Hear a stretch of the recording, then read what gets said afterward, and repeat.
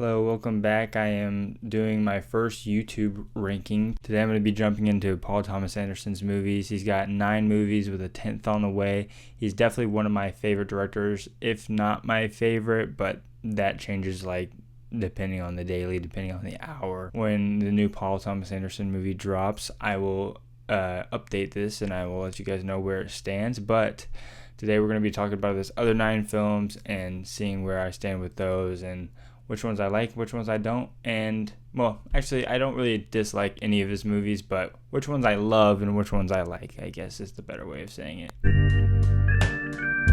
Part 8 is definitely one of Paul Thomas Anderson's weaker films. I think most people would agree with that. That being said, it was his very first film. I think with experience, this guy has just gotten better and better. Characters aren't all that great, and you don't really connect to them as much as you do with his other films. I do think we get some highlights with Philip Baker Hall and John C. Reilly. But other than that, this movie, it's just okay in the long run when it comes to Paul Thomas Anderson. So Licorice Pizza could have been much better. I really just think, I don't understand the age gap thing. It being a literal child, like this guy he can't even get a permit. Oh, I guess he can get a permit, but it's just weird. I don't know why he made that decision to make him 15 and make her 25. It still would have worked if it was an 18-year-old and a 28-year-old, and that would have been at least a consenting adult. But anyways, other than the age gap, this movie's pretty solid. I do think there are some really good highlights with Cooper Hoffman and Bradley Cooper. And also, Alana Haim also did pretty good in her first role. I believe this was her first role. I thought the two main actors did a pretty great job on their own, but I don't think together they had the greatest chemistry ever, especially with Paul Thomas Anderson, because this man does know how to do romance very well. And when it comes to this movie, it just felt like eh. But we do have to talk about Bradley Cooper in this movie because he is so incredibly funny. He has maybe a 15-minute role, but he's just definitely the highlight of this whole film to stand out. I loved his scene so much. Inherent Vice is definitely a weird movie. I think it's definitely Paul Thomas Anderson at his loosest in his career. Most of the time he does feel very intricate and every shot feels planned out, but this film kind of just felt like we were along for the ride and Paul Thomas Anderson just happened to be filming it. I do think the performance of Joaquin Phoenix gives in here is perfect for the film. I would say this is probably one of PTA's funniest movies. I would actually probably label this film more of a comedy than anything. With other films, they are funny, but they're not only a comedy. Overall though, I didn't really feel much for any of the characters in here, and it felt kind of like I just watched the movie and I didn't really feel the movie, which is what PTA normally makes me feel. Boogie Nights is an amazing movie. On my first watch, I didn't really appreciate it that much because I was looking into it too hard. I was trying to dissect the movie, but I think you're just supposed to let this movie wash over you. I do think the story overall here is a little basic compared to other Paul Thomas Anderson films, and I didn't really care for Dirk at all, and I kind of found him just annoying. I do think Dirk is an interesting character, but I just think he's pretty basic. He just follows the main character role so well, how he rises up and then he'll fall down and then he gets redemption.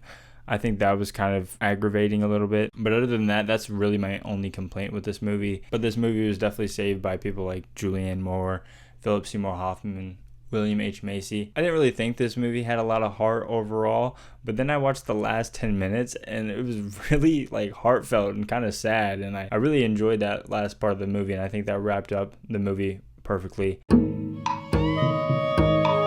The Master is definitely Paul Thomas Anderson at his wildest. This movie is beautifully shot. The score is amazing. The acting from Philip Seymour Hoffman and Joaquin Phoenix, it's just phenomenal. I do wish Amy Adams had a little more to do because her character was very interesting to me, but we just didn't really get a lot of her, or at least not as much as we got Philip and Joaquin. I have only seen this movie one time, and I do think with a rewatch, this movie could even go up higher on this ranking. Just watching it on a first watch, this movie is beautiful. The writing's insane.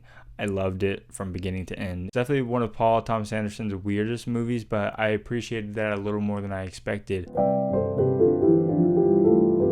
Phantom Thread is definitely Paul Thomas Anderson at his most delicate and intricate. Every single frame of this movie feels like an art piece, whether it's the costumes or the set design or the acting or the hairstyles.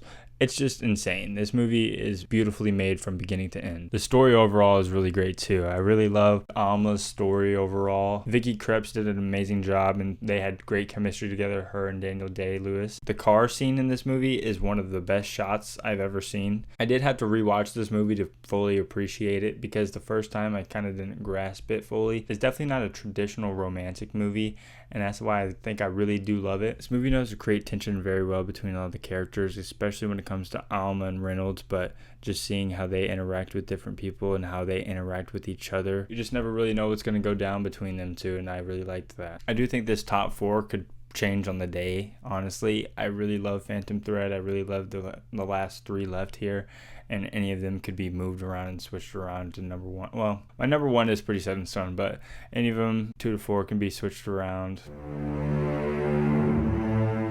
There Will Be Blood is definitely one of Paul Thomas Anderson's masterpieces. I can understand how so many people really love this movie, and they probably have that on the top of their list when it comes to Paul Thomas Anderson. This movie's cinematography, the writing, the score, everything in this movie works so well. This and Phantom Thread are probably Paul Thomas Anderson's best films, technically speaking. Felt like every single frame was from a painting.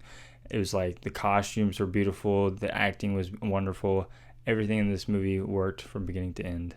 I will say my one little complaint is the lack of human connection I felt to these characters. There's not one character in here that I really connected to, especially because we spend so much time with Daniel Plainview, but he's just an awful human. It's hard to really care about anything that's going on sometimes because you don't really like these characters. That being said, it does show a very common trait in humanity, which is greed, and it's like probably the best greed movie out there, because this man is just so money hungry. He doesn't even care about his own son anymore. But still, it's an amazing movie overall.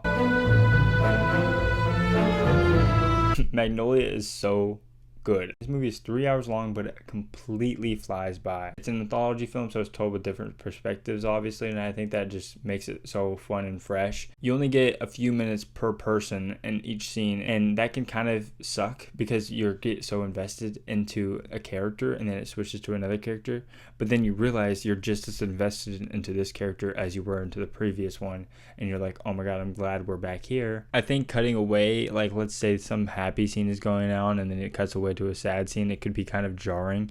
So I think he does such an amazing job keeping the tones and the vibes kind of the same throughout the film through all the different stories. Tom Cruise is definitely the highlight of this movie for me. I think it's so fun seeing him in a role like this.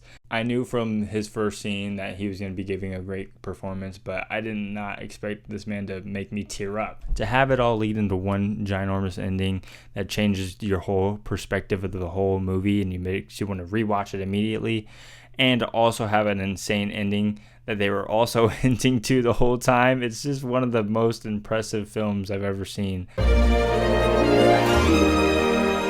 Punch Drunk Love is my favorite Paul Thomas Anderson film. This movie just warms my heart every time I watch it. Adam Sandler gives his best performance in any film, and he gives me my favorite Paul Thomas Anderson character, which is Barry. It's not a very traditional romantic comedy, and I loved that. Barry needed so much love. His family infuriates me every time I watch it. I just don't understand like how I can hate a family so much, but I absolutely despise them. It makes you feel so bad for his character, and it makes you just want him to get a win. Then Emily Watson just walks in and he falls in love and he just has to go for it. It's a beautiful film from beginning to end, and it's definitely going to stay as one of my favorites of all time. I'm excited to see Paul Thomas Anderson's next film, of course, but this is going to be hard to top. Please leave your Paul Thomas Anderson rankings in the comments. I would like to see those. I think his films are all pretty good, so I can see a lot of different rankings. Thank you so much for watching, and bye-bye.